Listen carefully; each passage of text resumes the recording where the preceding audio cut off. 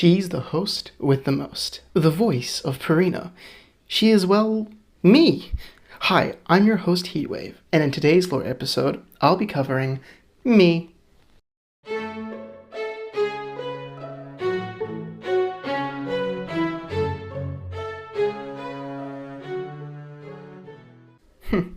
I know everything there is about Pareena. Every little detail. Okay, so what did I cook this dawn? Oh, that's easy. You made... Welcome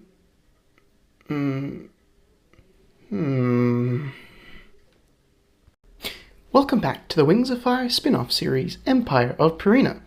To celebrate a 25 subscriber milestone, which means a lot, I decided to treat you all to the story of me, Heatwave. Now, I'm not one to talk about myself, but I really want to talk about myself. So in today's lore episode, I'll be covering my early life, how I got here, and some other personal stuff, so you get to know me better. So let's begin. I hatched on one quite hot spring day in 2117. I was born around here at my family residence on the corner of 77th Pathway and Victory Way. I always got a nice view of the military parades when they'd go past. I got my name due to the fact I hatched on a hot rotation. Even I felt it. And thus, my name would be forever Heatwave. As a hatchling, I was a bit of a drooler, and I had to wear a bibby, which I hated. I lived a privileged life as a dragonette. Both my mother and father worked as administrative clerks in the Imperial Palace. They were high up in the rankings, which gained them a lot of wealth and status. I accompanied my mother to the Imperial Palace every rotation and tried my best to assist her, well, as much assistance as a cycle-old dragonette can give. Because of this, I was able to gain a very advanced education studying advanced literature and history at the palace's own Gilded Academy for Dragonettes. It was here I developed my love for history and storytelling and books. As a dragonette, if I wasn't muzzle deep into a book or ignoring the palace guards, with my knowledge of Pareena, I was out wheelboarding, as any good dragonette would. A wheelboard, or a scoot, as we called it, was a simple wooden board with either a metal or wooden wheels. The toy was very popular at my age. It has been around since 1818. They originally caused a public nuisance, so in 1845, designed spaces for dragonettes was set up, but in 1989, it was allowed for dragonettes to scoot home from school, which is what I used to do.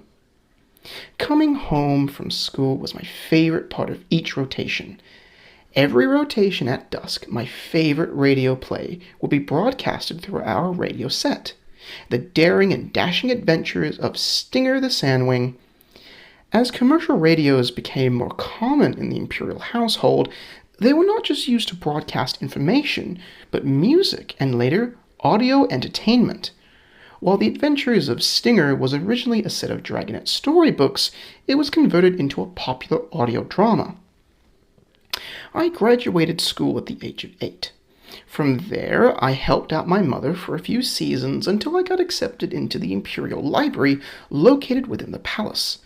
The librarian at the time was this grumpy old mudwing who got very mad if a book wasn't in the right spot. He also hated young dragons like me. He thought I had my heads in the clouds half the time, but I busied myself by sorting some of the oldest books in the Empire, some older than the Empire itself. When I was 13, I got a job working for the Imperial Broadcast Service, which was a sub-branch of the Department of Records. Here, it was my job to read the dawn information and dusk information for that rotation for a few minutes on each broadcast. It was here that I developed my love for radio. I did this until 2134. The War of the Red Sands was a hard time for everyone.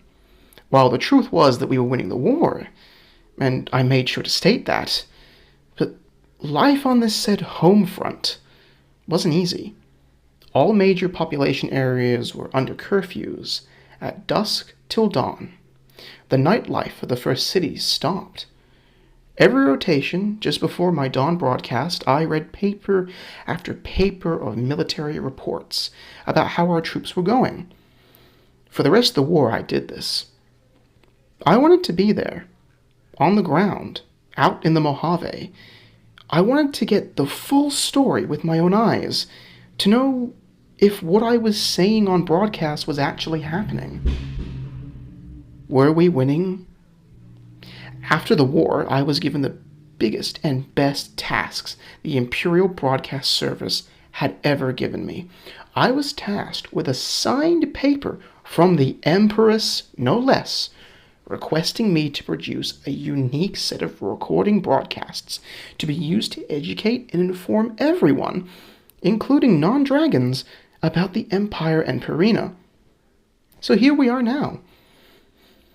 Now, a little bit about my personal life, just before I finish this one. I do have a wife. Her name is Snowdrift. She is an Icewing and a Seawing hybrid. She's a little clumsy and a bit dim, and she kinda is nonverbal half the time, but we build a little life together. We met on one dusk when I collided into her on my wheelboard, heading home. I was surprised she wasn't mad at me, but here I am now. Something else I guess I can add is that I have a big love for fine gold trinkets. I've also had a bit of problems with my self-image over the few cycles. I like to overdress sometimes, and take great pride in how I look, even if I just am a lonely radio speaker. It can sometimes lead me to a much lower place, but I always come back up to the top. If I could tell you now anything I regret, I never really got to meet one of those dogs. The ones we were fighting. I always heard that they spoke a different language, but it'd be nice to meet one and ask it lots of questions. Where did it come from? What does it do? Do they have a Heatwave in their own communities? Do they have a radio broadcast? I guess until they come into the fold, I'll never know. And that's me, the story of Heatwave. But I'm not finished yet. I've still got a lot to talk about Pareena. And I just want to say thank you to everyone watching, subscribing, and commenting. Thanks for watching.